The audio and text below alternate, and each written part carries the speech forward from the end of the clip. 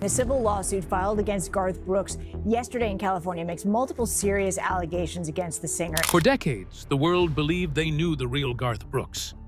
The cowboy hat, the record-breaking concerts, the voice that turned an Oklahoma dreamer into one of the biggest stars in music history. But behind the fame was a life marked by devastating loss, painful sacrifices, shocking accusations, a battle that no amount of fame could stop would forever change his life, and moments that nearly ended everything he had spent decades building. At 64, the story behind the legend is more heartbreaking and more complicated than anyone realized. What really happened to America's biggest country superstar? How it all began.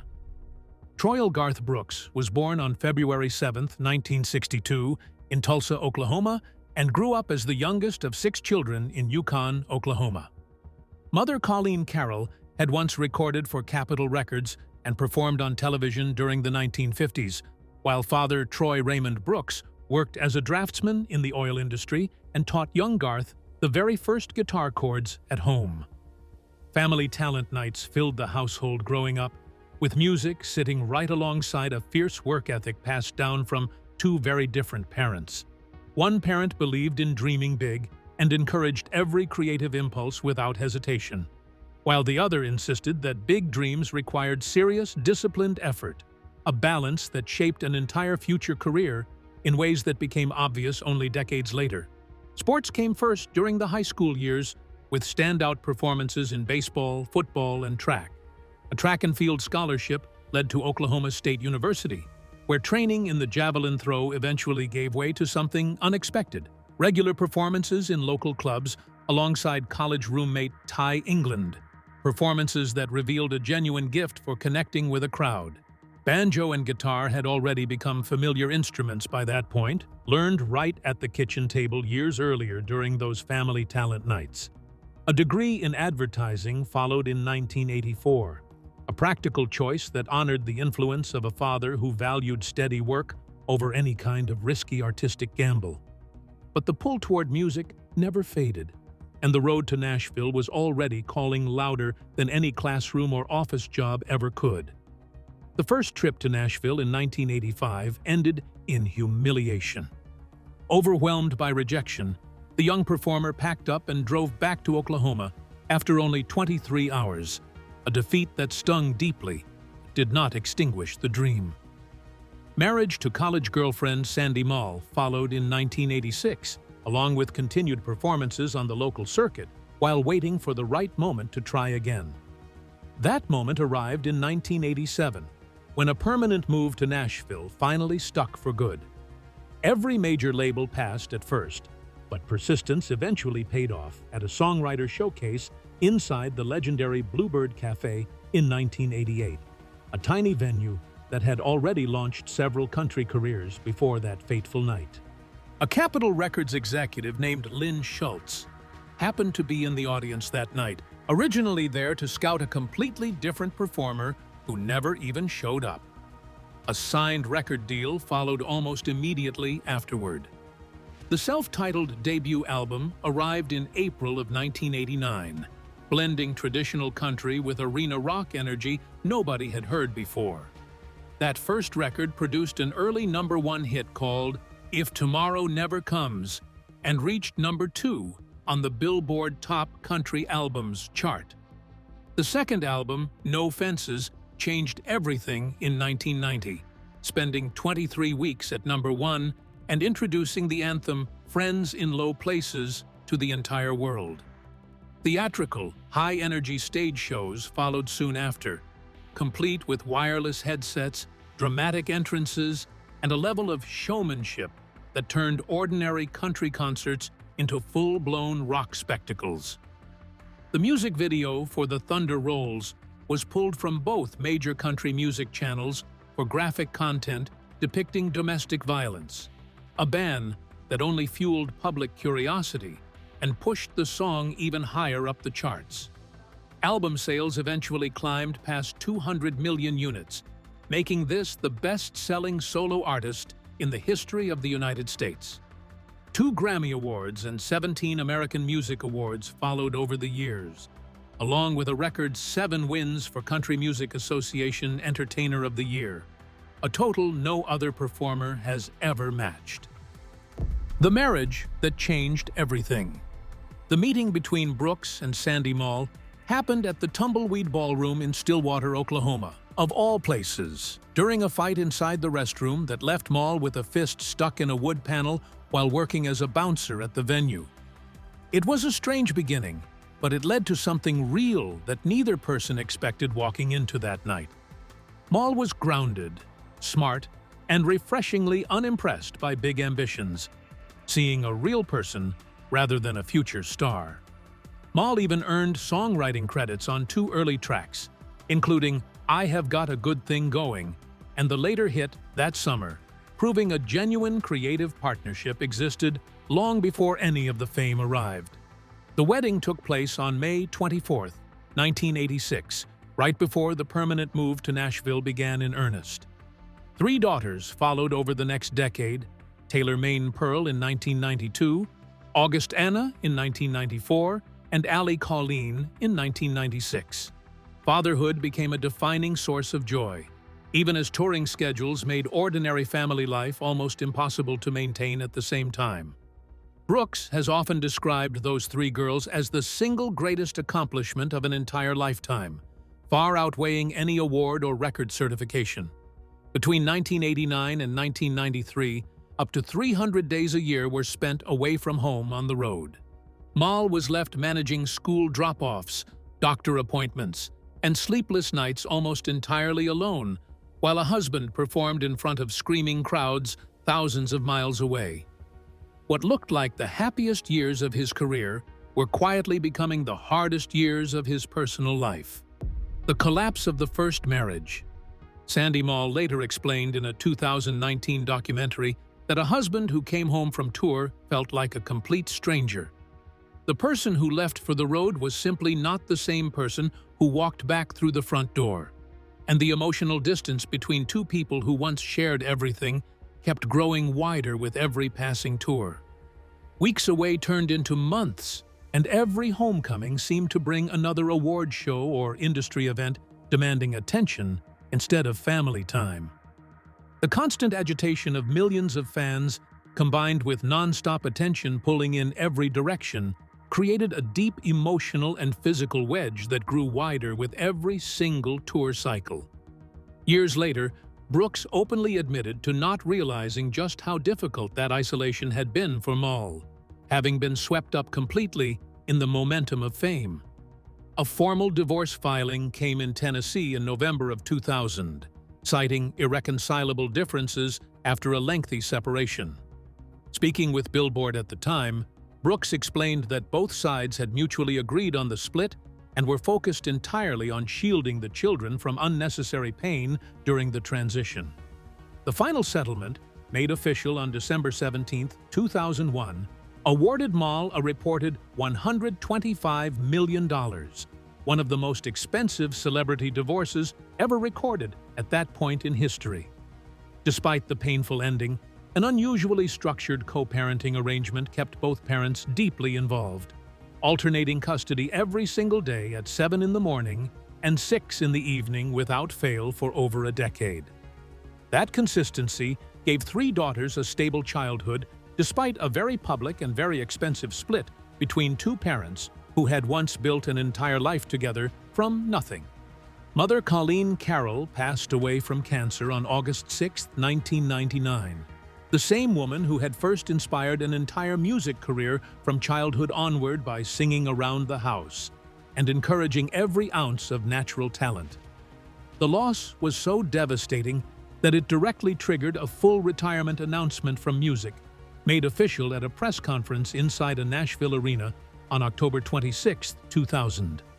In 2010, Father Troy Raymond Brooks Jr. passed away as well, a former oil field worker and United States Marine veteran who had taught strict discipline and a belief that nothing worth having ever came without real sacrifice. Losing both parents within a single decade stripped away 2 of the most important guiding voices in an entire lifetime. Honoring the memory of a mother turned into an unexpected legal fight of its own. A $500,000 donation had been made back in 2005 to a hospital near Yukon, Oklahoma, with the understanding that a women's health center would eventually carry the name of Colleen Brooks. When that promise never materialized, a breach of contract lawsuit followed in 2009.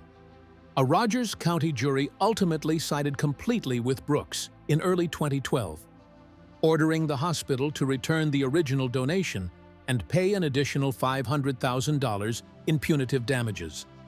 A small but deeply personal victory in the effort to keep a mother memory alive. In April of 2025, longtime songwriting partner Larry Bastian passed away at age 90. Bastian had originally trained as a biologist before turning to music during the 1970s Bakersfield sound movement, eventually co-writing signature hits including Unanswered Prayers and Rodeo. Brooks later described the collaborator as a true friend and mentor. First encountered as a young student brand new to Nashville. Grief was not limited to loss alone. In February of 2021, wife Trisha Yearwood contracted a severe case of the coronavirus during a household quarantine, leaving Brooks publicly terrified of losing the person described as an anchor for an entire life. Speaking about those frightening days, Brooks admitted to leaning heavily on prayer rather than superstition, crediting an outpouring of support for helping pull Yearwood through the worst of the illness. Yearwood eventually recovered fully, and the couple later credited that frightening stretch of quarantine with actually strengthening an already strong marriage, using the forced closeness to work through years of unspoken tension. A wildfire threat in 2006 added even more anxiety, as flames tore across Oklahoma and came dangerously close to a family ranch holding decades of history and memory, forcing an emergency evacuation while firefighters battled to save the property from a distance. Just when it seemed the worst was behind him, a new storm arrived, one that placed his reputation under a microscope. Controversies and an unexpected comeback. In 1999, an entirely different persona named Chris Gaines confused longtime fans completely. A slimmed-down look, a soul patch, and a rock falsetto replaced the familiar cowboy hat for a bizarre concept album project meant to launch an accompanying film that never quite found an audience. The film itself never even got released, and the whole experiment sold a modest 2 million copies compared to previous albums that had each sold 10 times that amount. Today, the entire Chris Gaines chapter is left out of official anthologies and rarely discussed in interviews at all. A much bigger public relations disaster arrived in 2014. 5 sold-out concerts were scheduled at the legendary Croke Park Stadium in Dublin, Ireland, a venue steeped in national history and normally reserved for Irish sporting events, with all 400,000 tickets gone within a single day. When city officials only approved 3 of the 5 nights, an all-or-nothing ultimatum led to the complete cancellation of every single show, leaving 400,000 disappointed fans and a furious local economy behind. 8 years later, in September of 2022, an entirely different ending arrived. Dublin officials finally approved all 5 concerts, and every single ticket sold out within hours all over again. Brooks later admitted to taking 5 separate crying breaks during the very first show back, and local reviewers described a night filled with genuine emotion from a performer who had waited nearly a decade for a second chance. Fans who had held on to unused tickets from the canceled 2014 shows were given priority access, turning old heartbreak directly into new memories. What began as total heartbreak in 2014 eventually turned into one of the most celebrated comeback stories in modern touring history. Just when it seemed the worst was behind him, a legal battle emerged that changed the conversation around Garth Brooks overnight. The scandal nobody saw coming. In September of 2024, an anonymous lawsuit was filed in Mississippi under the pseudonym John Doe, seeking to block a woman identified only as Jane Roe from filing a separate complaint in California. According to that filing, Jane Roe had once worked as a hairstylist and makeup artist for both Brooks and wife Trisha Yearwood. The following month, Jane Roe filed a 27-page civil lawsuit in Los Angeles, alleging sexual assault on multiple occasions, including one incident inside a hotel suite during a 2019 trip connected to a Grammy tribute event. Brooks has denied every single allegation completely, calling the accusations an attempted extortion scheme and describing the entire ordeal as feeling like a weapon had been pointed directly at Brooks. Legal experts criticized the decision to publicly name the accuser in an amended filing, a move that sparked a fresh wave of public backlash. Attorneys for Jane Roe responded by seeking maximum sanctions, arguing the naming amounted to retaliation against an alleged victim of sexual violence. In an attempt to speed up proceedings, Brooks pointed to the death of a longtime publicist believed to be a key witness, arguing that fading memories made a faster resolution urgent. But an appeals court denied that request in May of 2026. As of the middle of 2026, the case remains unresolved, tied up in jurisdictional disputes between courts in Mississippi and California over which state should actually decide the underlying claims. No trial date has been confirmed, no settlement has been announced, and both sides continue standing firmly by their original positions after nearly 2 full years of filings and depositions. This is a civil case, not a criminal one, and Brooks maintains complete innocence throughout every stage of the ongoing legal process. Garth Brooks at 64. A second love story began quietly back in 1987, long before either performer became famous, when Brooks and future country star Trisha Yearwood met inside an attic studio for songwriters and recorded a demo together as friends while both were still married to other people. Years later, following 2 separate divorces, that friendship grew into something deeper, leading to an on-stage proposal at Buck Owens' Crystal Palace in Bakersfield, California, in front of a cheering crowd who had no idea history was about to happen right in front of them. The wedding took place on December 10, 2005. Retirement from full-time touring lasted from 2000 until 2005. Spent entirely inside a modest ranch house in Oklahoma.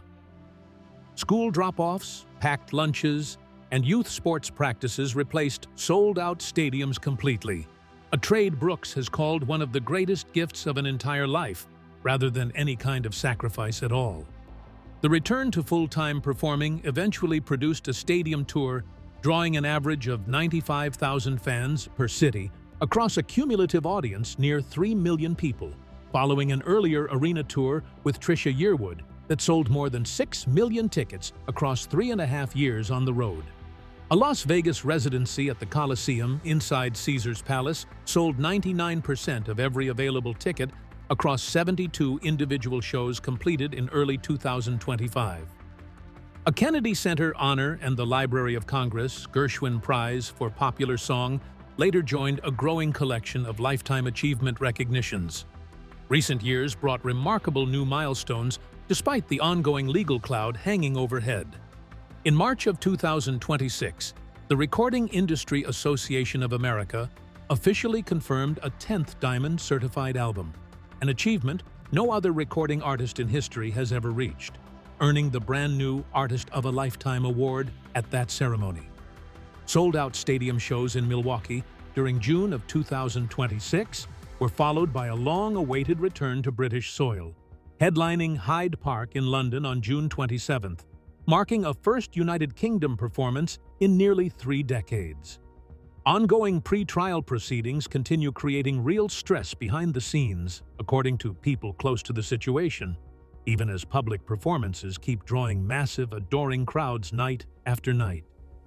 Time spent managing a Nashville entertainment venue called Friends in Low Places offers a quieter connection to the city that built an entire legacy, complete with a rooftop bar known as the Oasis, towering palm trees, and live music playing most evenings, a place where Brooks can greet fans and support local musicians away from courtrooms and touring schedules alike.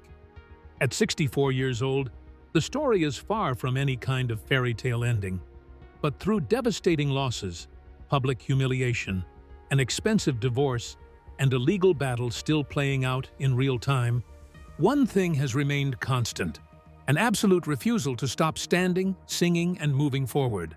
From a Tulsa hospital room to sold-out stadiums across the entire planet, the story of Garth Brooks has never been simple.